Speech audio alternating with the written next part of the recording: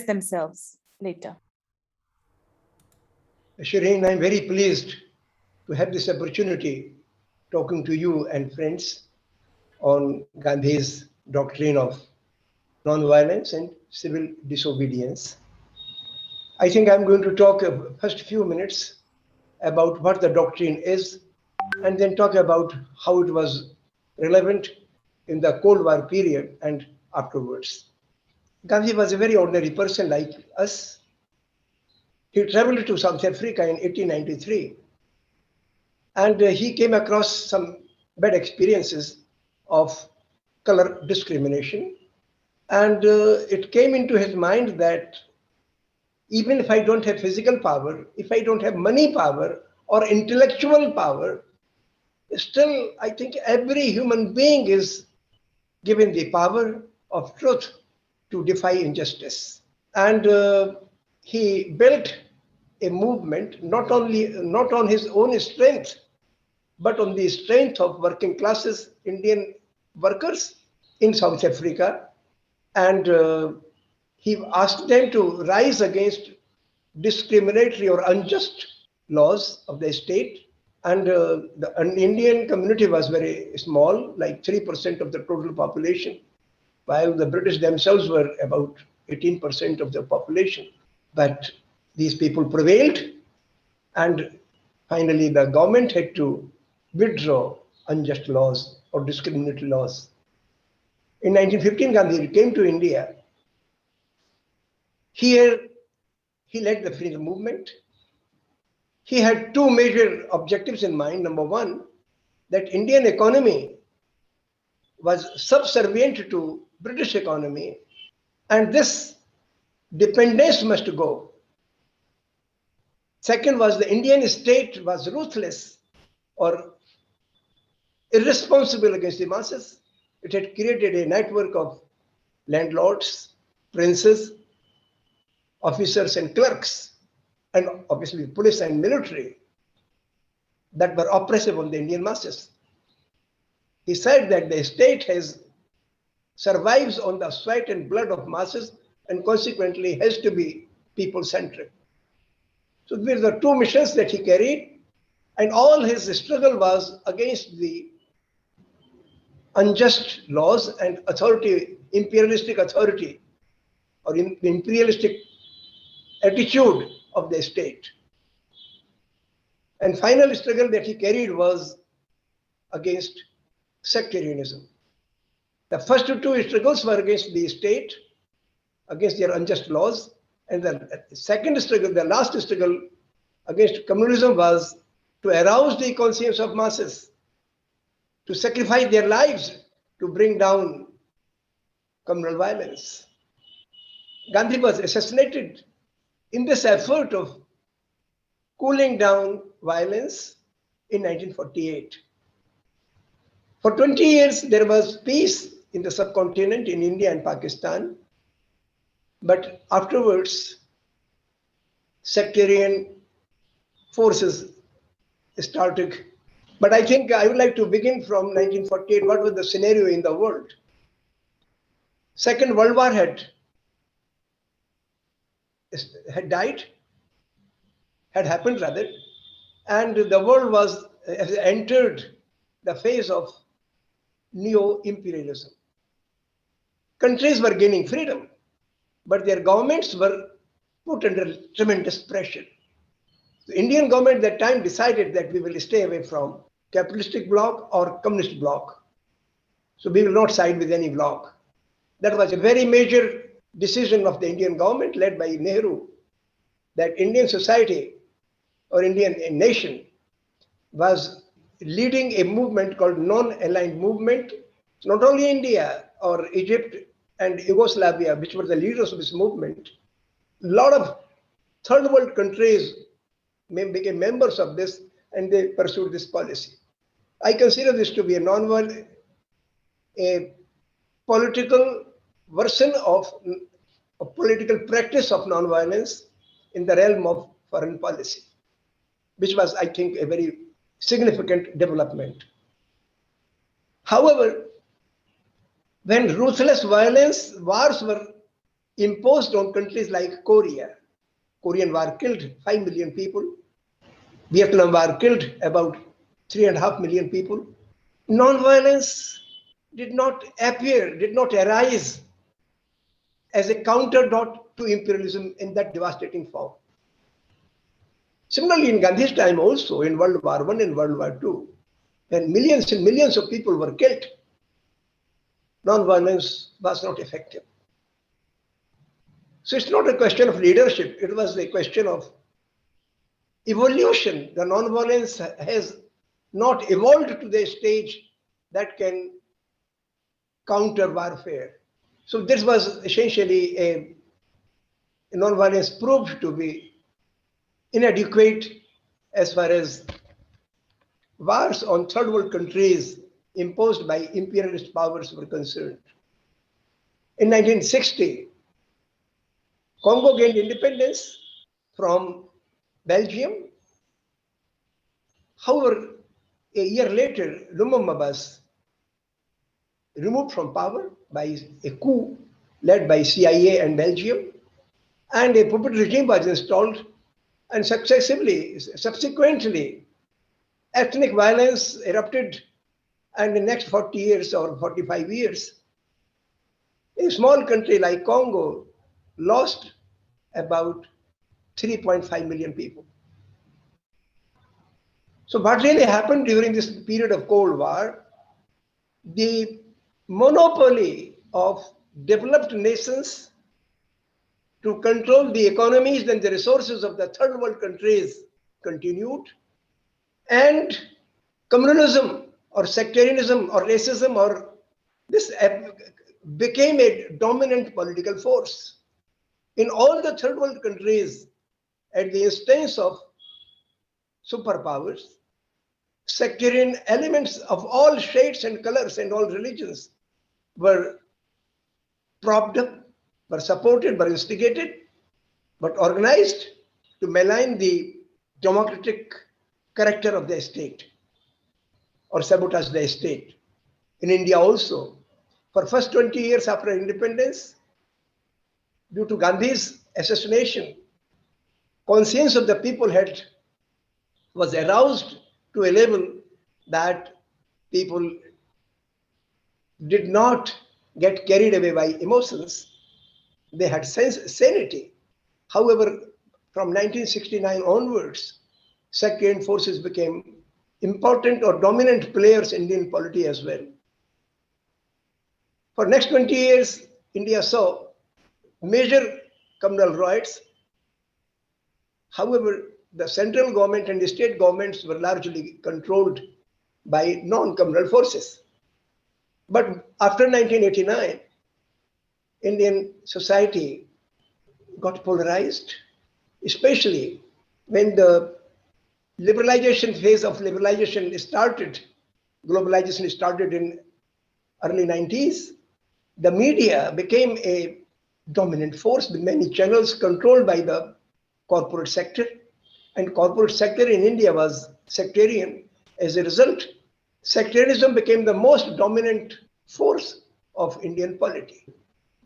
In subsequent years, we have seen a lot of violence, and in last 7 years or so, India is having a regime at the center as well as in the states, which is driven by divide and rule policy, by polarize the people and strengthen your hold on power. That kind of policy is being practiced in India. But how about the worldwide? So when I view the period from 1948 to 1990, when there was warfare in the name of ideology, and the sectarian forces were propped up, in that phase, non-violent movements also developed in few pockets. I would like to mention a few. In India, for instance, in 1948, when Gandhi was assassinated, 2 months later, Sarvodaya movement started in India. I forgot to mention one important thing. That Gandhi's civil disobedience or Satyagraha movement was very closely related to the constructive program of khadi. The hand-spun, hand-woven cloth is called khadi. Gandhi gave prime importance to that.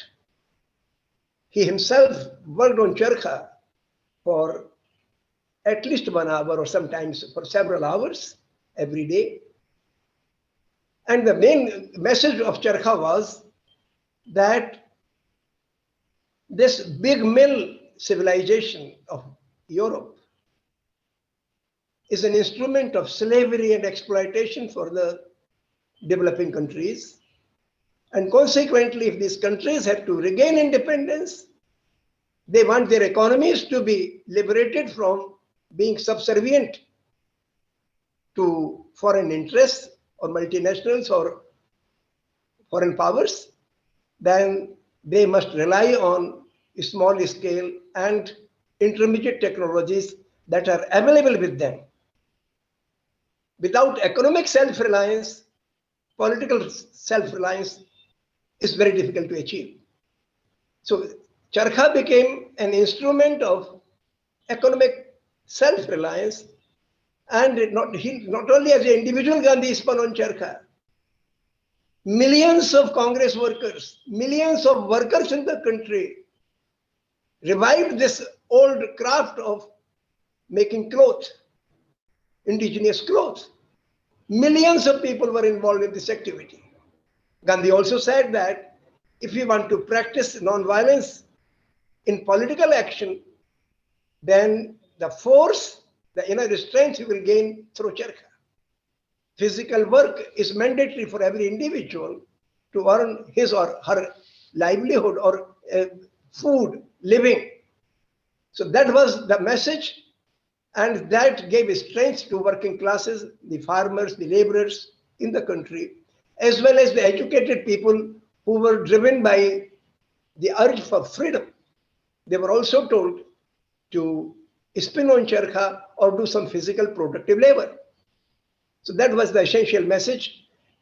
The movements, Satyagraha movement, for instance, this Gandhi, the Vinoba movement that they started Sarvodaya in 1948, they took up the problem of land distribution. There was a movement, Telangana movement in 1947-48. The peasants were agitating against the landlords. The zamindari system or landlord system was still operational, and those people rose in rebellion. So there was violence sometimes from the side of the workers, sometimes by the side of the landlords and police in connivance with each other. And so there was an unstable situation, and Vinoba intervened by demanding land for the workers from the landowners. Some people offered their lands, and this is how a movement built. Vinoba also emphasized the need for reviving the cottage industries. So this movement gained strength for a while. However, in mid-1950s, when the government had passed the Zamindari Abolition Act, so landlord system was almost gone on paper, but in practice it was there. So around that time, people, even say for instance, law said that the landowner must pay 50% of the produce to the tiller, to the farmer.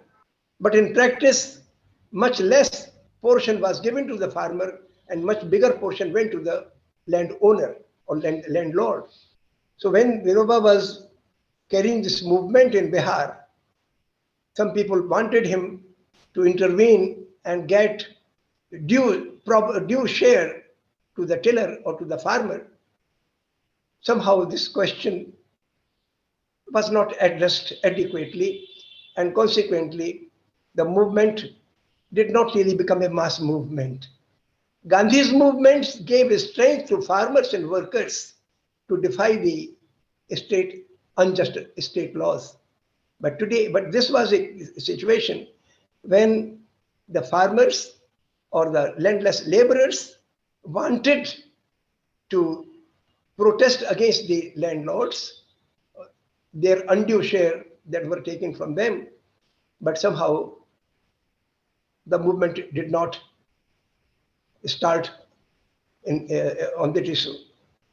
And that weakened the appeal of the Sarvodaya movement.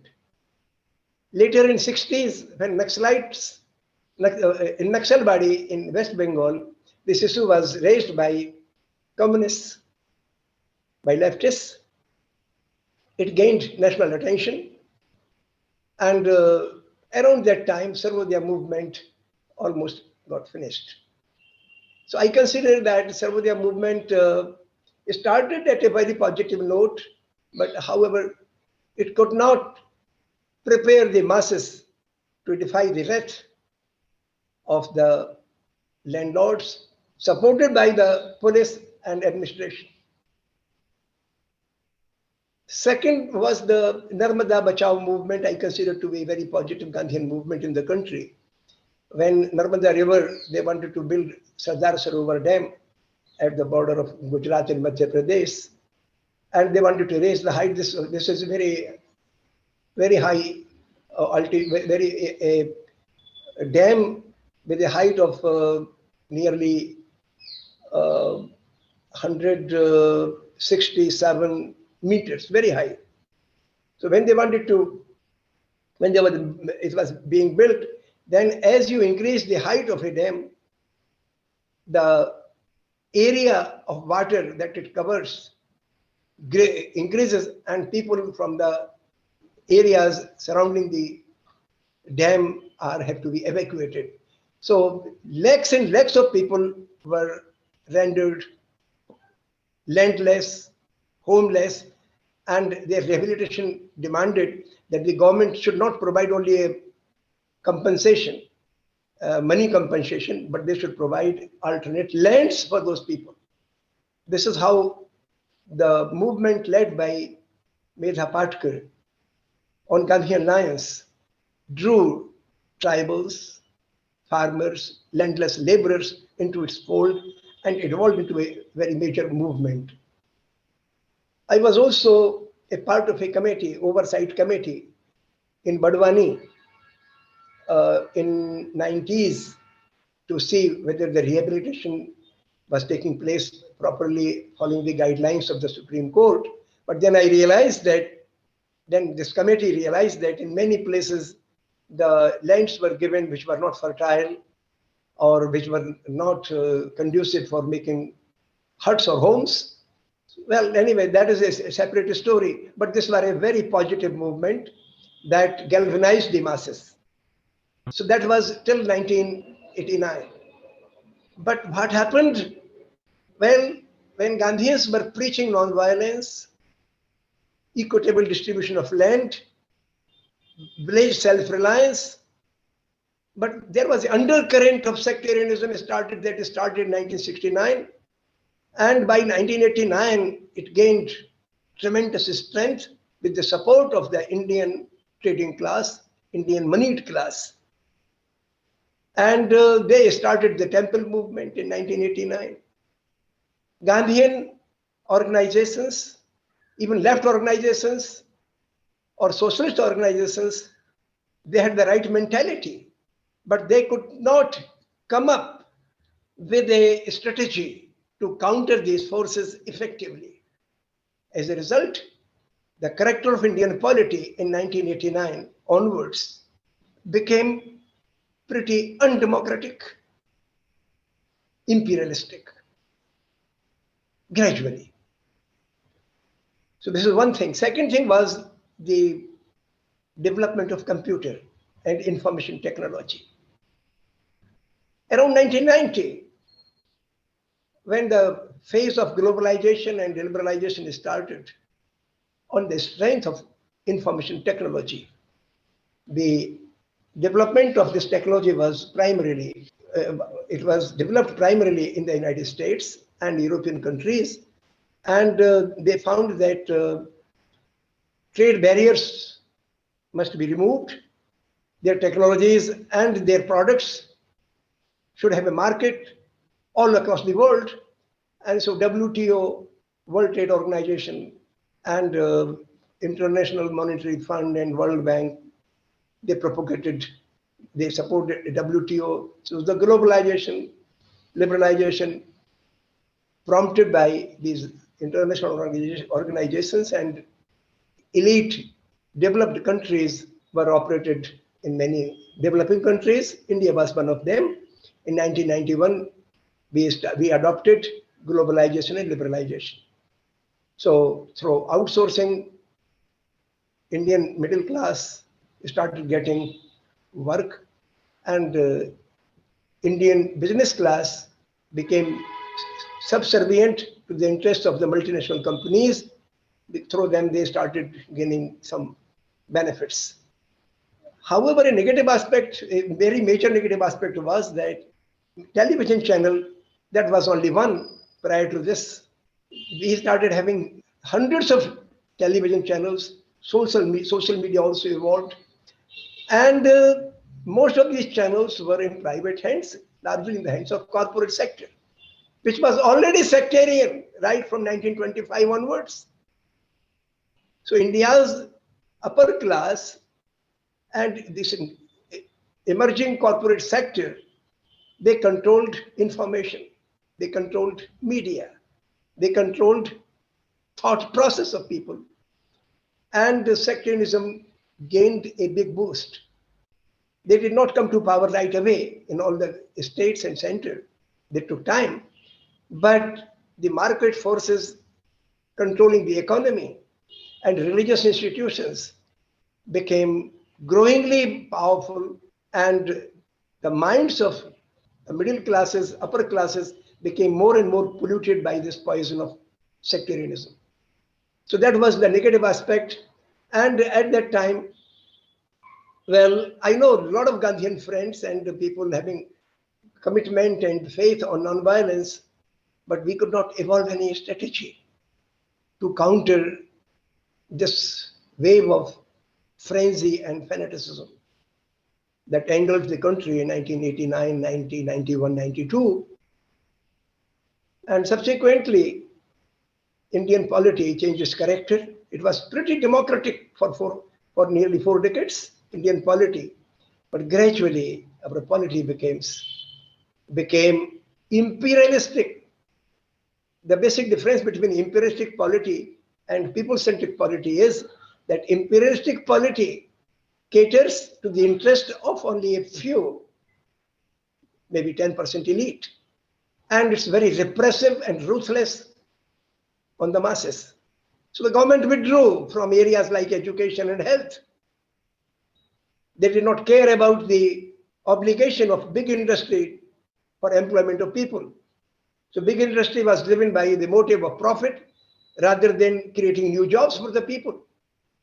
So for the last 30 years, we see that our economy is expanding, but the total number of workforce employed in organized sector or big industry is rather on decline. It's not growing at all. And the incomes of masses are also growing maybe at 1/4 or 1/5 rate as compared to the growth of GDP. So workers and farmers are getting marginalized, and there is a small elite that is growing in economic power, in political clout, and in manipulating the minds of youth through media. So that is the impact that, so non-violence, I think, failed in this account. But let me give you some examples of civil disobedience. One was practiced in 1970-71 by Sheikh Mujibur Rahman and his Awami League in Bangladesh, in East Pakistan. Elections were held there, and his party came to power in majority. So his party was entitled to gain control of power, but the ruler there, Yahya Khan, did not allow it. So one of the most impressive civil disobedience movement was led by Sheikh Mujibur Rahman in East Pakistan. I will not consider it to be a 100% success, because later on, when the crackdown by the army took place there, then those people had to resort to violence. And invite Indian support, military support for their independence. So I don't consider it to be a fully non-violent move, but the first part of the struggle was non-violent, later half was not. Second example was in America. It was really surprising that United States got independence from Britain in 1776. But the 10% Negro population in America was not having the right to vote, and there was segregation in buses, in schools, and many other areas. So, under the leadership of Martin Luther King, a non-violent movement on the pattern of the movement Gandhi led in South Africa was started in 1960s, and that led to voting rights to the Negroes and many other discriminatory practices were stopped afterwards. So it was a major success for a civil disobedience movement in United States of America, which was the most developed country in the world. A superpower had to bend to the demands of these Negro people. A lot of white people also supported the movement, but primarily it was the people who were not allowed to have equal rights of travel in the buses. The old woman, man, they defied the discriminatory laws and went to jail, but eventually they got the success. And so that was a very major successful movement of civil disobedience after Gandhi. I will also consider freedom struggles in many countries, including South Africa. It may not be 100% non-violent, but it was driven by the same spirit, and it was largely non-violent. So I consider the freedom struggles after 1948 in the world to be largely driven by the force of truth rather than the force of the weapons in most of the countries. They may not be as non-violent as India's freedom struggle, but still I consider them to be fairly, to a large, significant degree, to be non-violent. Now, finally, I would like to make a few remarks on what is the situation today. In the period of globalization, there seemed to be progress made by business classes, by elite sections of societies. In many countries, China is making a lot of progress. India's economy is also growing. बताया तो है पूरा plane है But there भाई is a very large section of, very large number of Middle East countries, 15 countries in the Middle East, barring a few, one or two countries, they are under deep problems. They are facing the wrath of the West, starting from Iraq, then Tunisia, then Libya, and other countries, Egypt, Jordan, and today Syria is worst affected by foreign dominated or foreign instigated violence. I think it's a very major problem. The problem is that towards the end of 1900, when oil became important with the invention of diesel and petrol engines, when oil became important for economy, for modern economies, then these oil-rich nations became the target of dominance and exploitation. And that led to repression, installation of puppet regimes, and this exploitation continues. So one area where non-violence needs to be practiced is Middle East countries. One good experiment was made by Mubarakabad, led by Mubarakabad in 1990s, when on the West Bank and Gaza Strip, Palestinians carried Intifada, which is largely a non-violent movement against Israeli policies.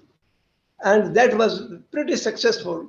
It led to the Oslo Accord, according to which Palestinians, first of all, the Palestinian Liberation Organization was recognized as a legitimate representative of Palestinian people, and West Bank and Gaza Strip were recognized to be autonomous states of Palestine, and later on there was a provision that in course of time Palestine will be recognized as a fully independent country. So that was a major gain of this primarily a civil disobedience movement led by Mubarak Awad under most trying conditions there.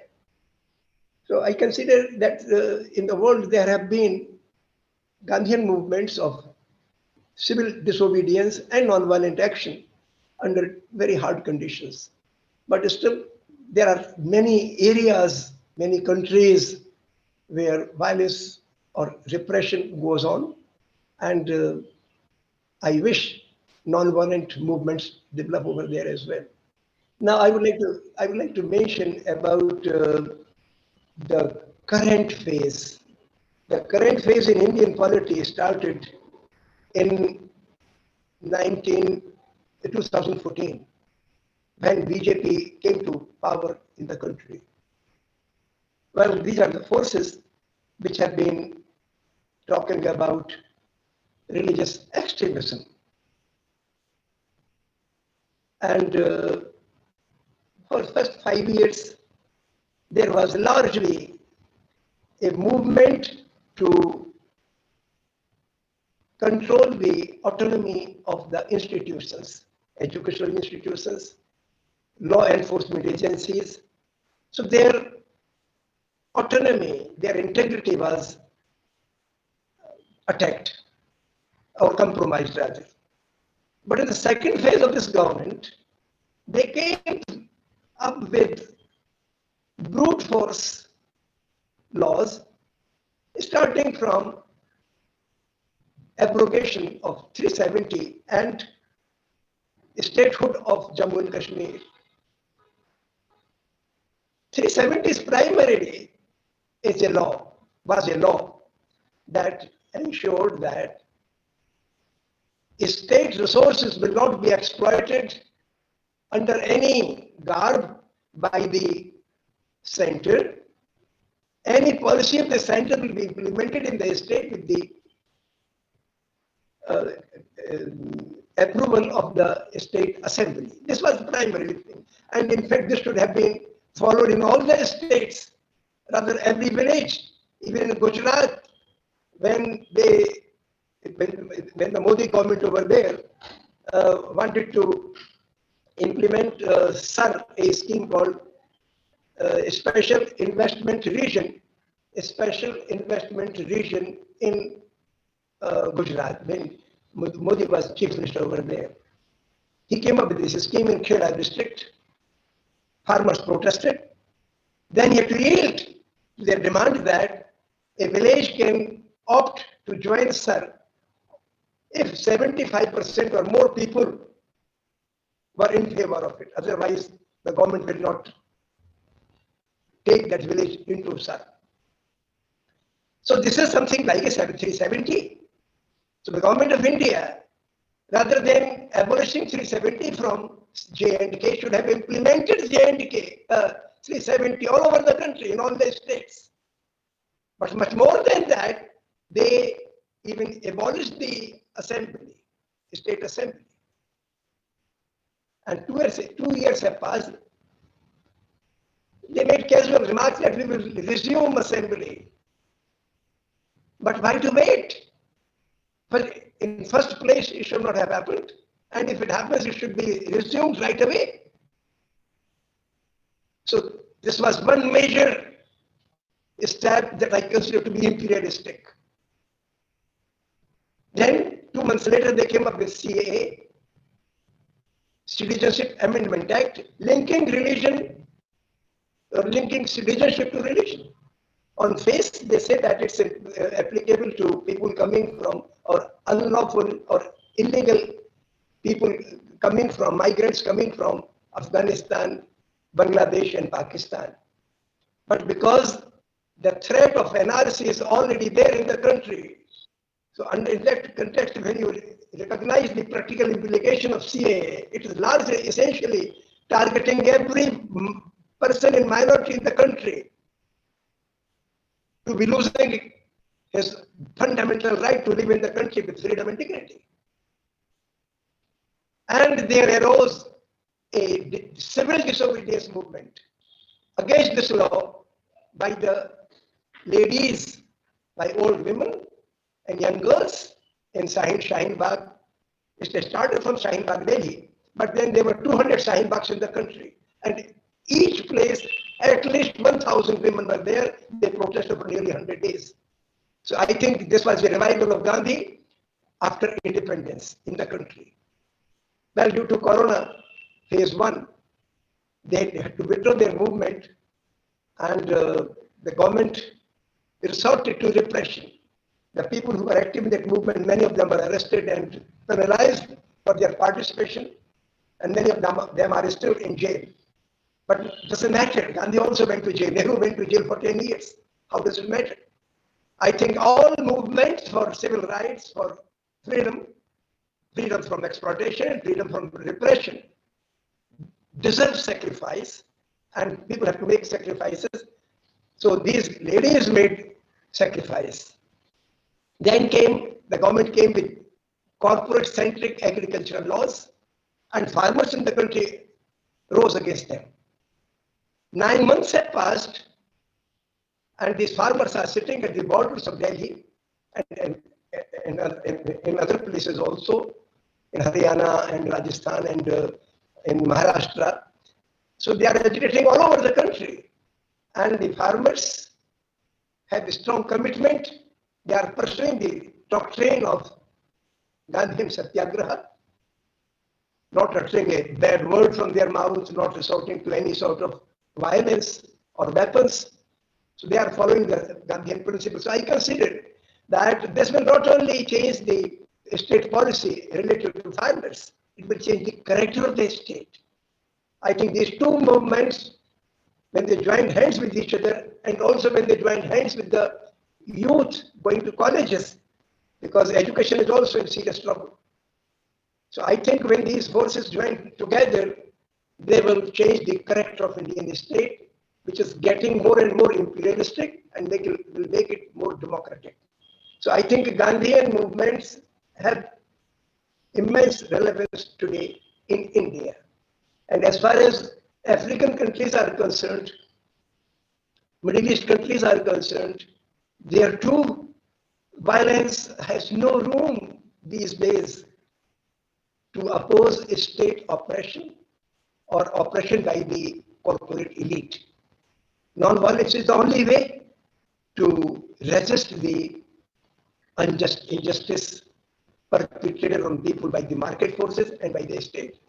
So I think this doctrine is still relevant and probably the only course of action available with the masses. But one thing is missing. Gandhi linked civil disobedience or non-violent action with Khadi to emphasize the economic issue involved. And because of this computer age and electronics and industrial evolution, Khadi has become redundant or irrelevant in our society today. But we have not found another alternative where you can earn your living or bread through work, through hard work, through physical work, and that alternative has to be evolved.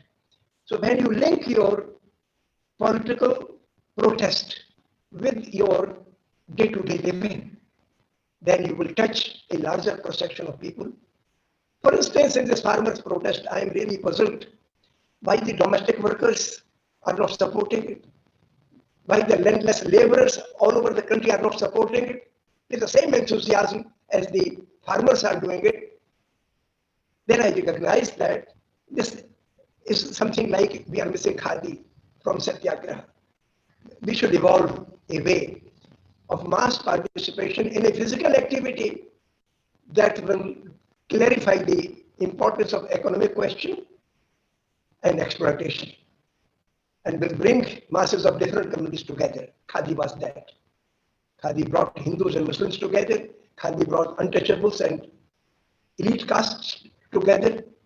Similarly, we need to evolve some scheme, some constructive activity that brings everyone together.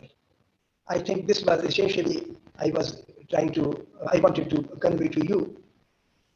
And as far as we as individuals are concerned, I think if you can remove prejudices from our mind, we will make a significant contribution to the service of humanity. Just remove prejudices from your head, religious prejudices, national prejudices, that I belong to a great nation, I belong to a great caste, I belong to a great race, I belong to a great religion. All this is fake.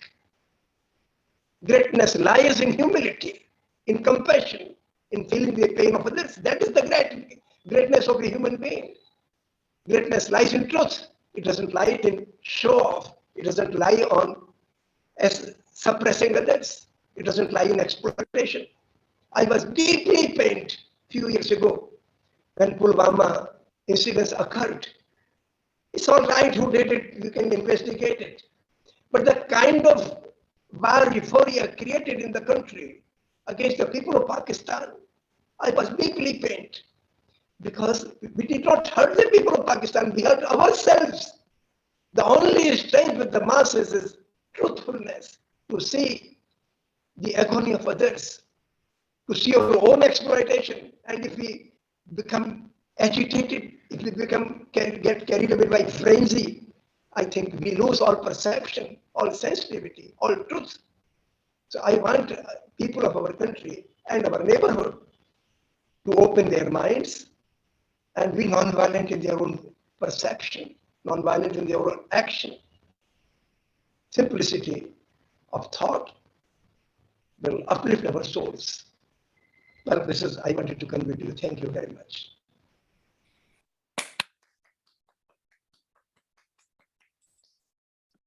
Thank you so much, Vipinji. And I see that there are a lot of questions here. Let me just see what we've got. Vipinji, I don't know if I can ask you to already just unmute yourself and turn your camera back on. Thank you so much. Question from Ritu Karnik. We must follow non-violence, but the problem is that the powerful are in power because they're violent and have violent tools. This is why non-violence cannot be 100% successful. Dr. Tripathi, don't you think that sometimes fear can push the powerful to become more receptive to make changes? I think what this person is saying is, it's when the powerful have all the means of violence at their control, then why will they fear us if we are only non-violent? Don't we need some violent element to also make the powerful fear and respect and ultimately to listen to the people? What do you think of that, sir? I think the elite, India in particular, the state and the economic elite in the country, they have, besides the powerful police and military power, administration, they also have a large cadre of goons. And that is a very serious problem. So if you want to protest or you're thinking that you will make the elite scared, it's difficult because the terrorizing power is with them. So I think we have to be careful about it, that the state has made all protests so difficult, but still the injustice has to be resisted, and the way farmers are doing it, or the Shaheen Bagh goes it, that methodology has to be followed. Right. We have a comment from Mike. Sorry, you were still speaking, sir? No, Dr. Tripathi, I think, has a cough. And no, no. he was just, he had a little bit of a cough. Yeah. Say. We have a comment from Michael and Esther who say, you pointed out very significantly why domestic workers and landless peasants may not be supporting the farmers' movements because there is no khadi component. This is true, but we need to dwell on that. I don't know if you have any further comments on this.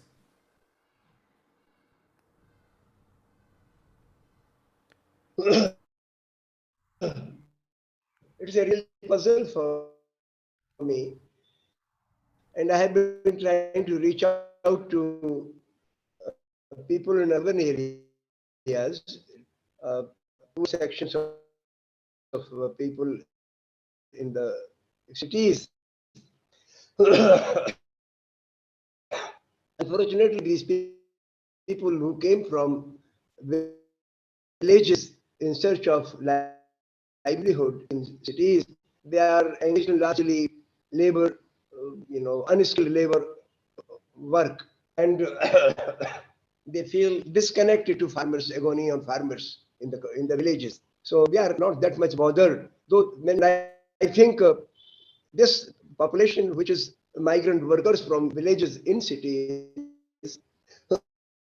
must realize that unless capital formation takes place, wages, and that will take place only when the farmers get their due price, and unless their exploitation is reduced, there is no capital formation in the village. New economic activities will come up in the villages. Consequently, though it's not direct link between the urban poor and the farmers, but I think this connects reasonably well. So, Fantastic.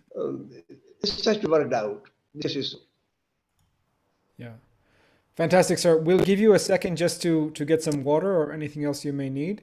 And we'll go Dr. back. Tripathi, also, if you can move your hands away from your computer, because I know it has that problem, of the connection becomes a bit weird when your hand touches the wire. I know from experience with your computer.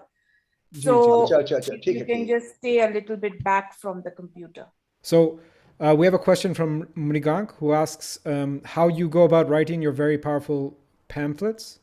I'm asking because the right communication is key to reaching out to masses on issues of social relevance and urgency. तो जो आप pamphlet लिखते हैं आप कैसे लिखते हैं sir? Oh, pamphlet is very. I'm not expecting results from pamphlet distribution. It is an education for me myself because I talk to people. अभी एक एग्जांपल देता हूँ. मैंने भी किताब लिखी रिसेंटली. वो किताब का टाइटल है जमीन के नीचे का Hindustan. I went to meet Adeep साहब इन गुड़गांव. तो उनका जो लोकेलिटी का गेट था उस पे चौकीदार थे, सिक्योरिटी गार्ड. तो मैंने एक किताब उनको दे दी. मैं चला गया और कई जगह पढ़ी मैंने. आज किसानों में गया था तो उसमें किताबें उधर उन लोगों को इतनी बात की. तो उससे जो फीडबैक मिला है उससे फिर मुझे आंखें खुलती है कि आखिर इन लोगों की रिसेप्टिविटी किस चीज की है. जब मैं लौटने लगा अदीप साहब के घर से तो वो हमसे कहने लगा कि भाई आपने किताब को बहुत धाकड़ लिखी है, ये तो तहलका मचा देगी. मैंने सोचा कि शायद इसको अच्छी लगी इसलिए कह रहा है. बोले आपने बाकी चीजें तो ठीक ही लिखी लेकिन ये उर्दू में लिखी आपने किताब. मैंने कहा उर्दू में तो नहीं, बोलचाल की हिंदी में है. बोले आपने शाहीन बाग की तारीफ कर दी जबकि वो तो बहुत ही गलत आंदोलन था. ये सिक्योरिटी गार्ड जिसकी एजुकेशन 10वीं क्लास तक रही होगी बेचारी की ब्राह्मण था लेकिन उसके दिमाग में ये भरी थी और बहुत फोर्सफुली आर्ग्यू कर रहा था कि जब पाकिस्तान बन गया तो मुसलमान पाकिस्तान क्यों नहीं ले जाते. Now this is the kind of feedback I get by pamphlet distribution. So when I go among the masses, then I realize कि समाज के किस स्ट्रटा का सोच क्या चल रहा है and how much hard work we have to do. उनके दिमाग में हम जगह से बनाए, इनके जो सोच है कालपन आ गया उसको बदल कैसे. तो मेरा पैम्फलेट काम प्राइमरीली जैसे कश्मीर के सवाल में मैंने पैम्फलेट बांटे कई बार तो 10-20 हजार भी बढ़ जाते हैं।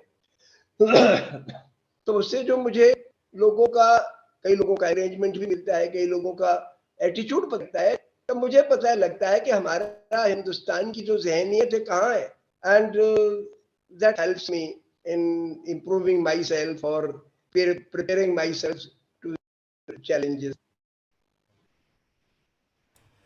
Thank you so much, sir. हमें हमें यकीनन पता है कि वहाँ हिंदुस्तान में बड़ा देर हो रहे, वहाँ 9:30 बजे रात का है, और प्रोफेसर साहब तो सुबह से वो गांधी जी के प्रोग्राम्स में चलते रहे। तो मेरे ख्याल में आज का प्रोग्राम हम समाप्त करेंगे। हालांकि और भी प्रश्न है, मगर मुझे लगता है कि अभी हम बंद I करना think what चाहिए। we can do is also, because Dr. Tripathi's internet connection is not very good. Dr. Tripathi, if you don't mind, we will write down these questions and send them to you. And then perhaps you can send answers or record answers. वो better रहेगा, क्योंकि internet connection आपका इतना अच्छा नहीं है, तो cut cut के आवाज आ रही है। But with पहली बात तो this, ये बताया कि जो टॉप थी, was it audible? और हाँ जी, बिल्कुल उसमें भी बिल्कुल। कट के जो लेक्चर था वो ठीक था, क्या सुनाई दे रहा था हाँ नहीं, सबको? बिल्कुल बिल्कुल ठीक था। थोड़ा सा मेरे इसमें कट कट हो के रहा आ था, रहा था वो।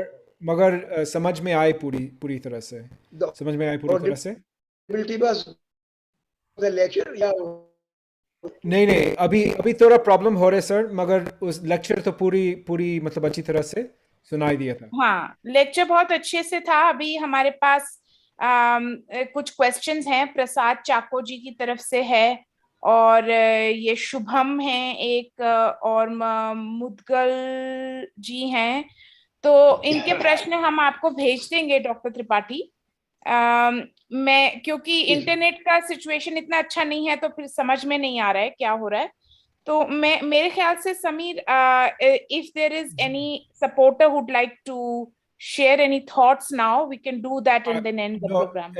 yeah, no, there was I've tried to promote Alka and Ashok to panelists, but that didn't work either. So what we are going to do, we're going to end again with a remembrance that we are all part of this caravan, that we have lost Kamla Basin ji, but the caravan continues. And I'd just like to show you that this caravan is continuing in a very, very concrete way. Because here we have children, and you'll see that these children, these are from a girls' school, lower middle class kind of school. I believe in the Delhi area, although I'm not sure where this is exactly. It may be in Rajasthan. You'll see that these are children who are singing and dancing and singing her songs even now. So we will close with this remembrance. Yeah, this is in the COVID time, because you see they're wearing masks there. बिल्कुल बिल्कुल।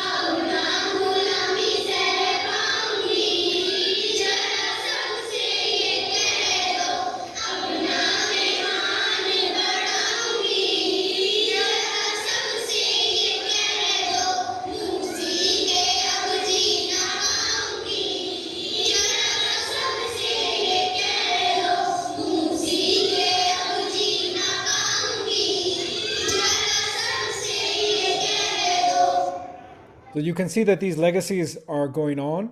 We are very grateful to Kamla Basin for all the work that she did in her life. We're also very grateful to Professor Vipin Kumar Tripathi, who has given us a fantastic lecture and a lot of food for thought. We do see your questions. We will keep a track of all of those questions that are in the chat, and we will try and get them answered by Professor Tripathi at a later time. With that, I would very much like to thank our Peace Praxis lecturer for this fantastic lecture. Thank all of you for attending, and we will see you in the next program. And yeah, please, it's important to talk about next steps. We should never end a meeting without talking about so next steps. These are the next steps that we are asking for. I will explain a little bit, please. Because what happens is that a program ends and then we remember it, but we also don't have things to do in the future related to that program. So I would encourage, number one, that if possible for you, please join the next Peace Lovers Forum that we will organize. We have received very good input from people about this kind of a gathering, which is a combination of cultural things and, people expressing themselves through poetry, song, and artwork. So we'll continue to do that. If you can join that next time, that will be great, and bring your talent with you. The second is you can host a presentation or a workshop for your friends or for your group. It can be for your school. It can be for your little group of friends. We are happy to do that. We have various subjects pertaining to peace that we can do presentations on. If you're on Facebook, please do join Good Things Happen Too. That's a small group of about 210, 215 people. What we do in Good Things Happen Too is we talk about how peace is being used or was used to make a better society, how movements for justice were successful using peaceful non-cooperation and so on. So that is a great group to join. It's called Good Things Happen Too. Also, please don't forget to subscribe to the Peace Vigil channel on YouTube. It's a free channel. You will get over 150 videos, including Dr. Tripathi's speeches in Hindi and English. दोनों ही भाषा में हमारा काम है, हिंदी और अंग्रेजी में. So वो Peace Vigil को आप सब्सक्राइब जरूर कर लें YouTube पर, प्लीज भूलें नहीं. और हम आपको न्यूज़लेटर भेजेंगे जिसपे आप देखेंगे उसमें कि क्या-क्या आगे कार्यक्रम हो रहे हैं. हमारा email address है info@peacevigil.net. That is our email address, info@peacevigil.net. And in the end, all I will say is that peace needs all of us. Without you, without your contribution, peace will fail. We need numbers. We need large numbers of people. And as Dr. Tripathi said, it requires effort. So we cannot just say we are peaceful or we love peace, maybe hang a picture of the Buddha or a statue, keep a statue of the Buddha in the house. That doesn't really help much. In fact, Dr. Martin Luther King Jr., I think, said that, prayer is a poor substitute of action. So we need to act. We need to do something wherever we are. What will make us more powerful is if we join hands together. I think action, when coupled with actions of other people, when we all come together, is obviously more powerful than individual action. So that is what I hope comes out of this effort of Peace Lovers Forum, where we all come together, put in our efforts together, share our creativity, and encourage each other to work for peace. I bid you all a very good Gandhi Jayanti. May Gandhi's ideals and the path shown to us by Kamla Basin light our way. God bless everyone. Shanti, peace, aman to everyone. Thank you, everyone. And we look forward to seeing you in the Facebook groups and in the next lecture.